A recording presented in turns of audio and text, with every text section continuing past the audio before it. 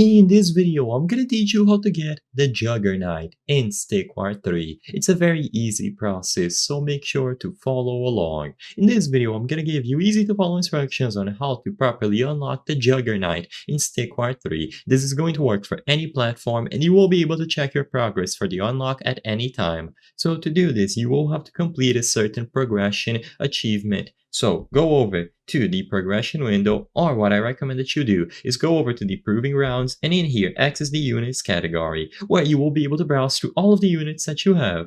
Now the Juggerknight is going to be right here. As you can see, it has this big X icon on the second row. So once you select the Juggerknight, all that you have to do is see the requirement here.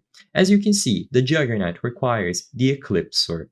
Now, for you to get to the Eclipser, you just have to go up the list. So in this example, let's say we want to reach the Juggerknight. So we have to get the Eclipser unlock, which is this one. But what do we have to do to get the Eclipser? As you can see, it requires the crawler. So all that you have to do is tap on each of these and go through the requirements. So as you can see, that one requires the bomber, this one requires the secret tunnel, and finally the enslaved miner.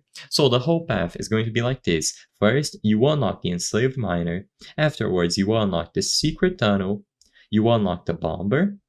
You unlock the crawler, the Eclipser, and finally, right after you unlock the Eclipser, you will be able to get the challenge to unlock the Juggerknight. So all that you have to do is complete this right side requirements here. So starting from Sickle Wrath, just go all the way to the right, and eventually you will be able to get the Juggerknight. You can check the progress of these progression nodes or cards at any time. Just tap on them. So in this example here, I have to unlock the enslaved miner first. For me to do this, I have to get one multiplayer win with Sickle Wrath. So as soon as I do that, I'll be able to unlock him, and then I'll be able to see the challenge or the requirement for the secret tunnel, and I can just rinse and repeat until I get to the Juggerknight.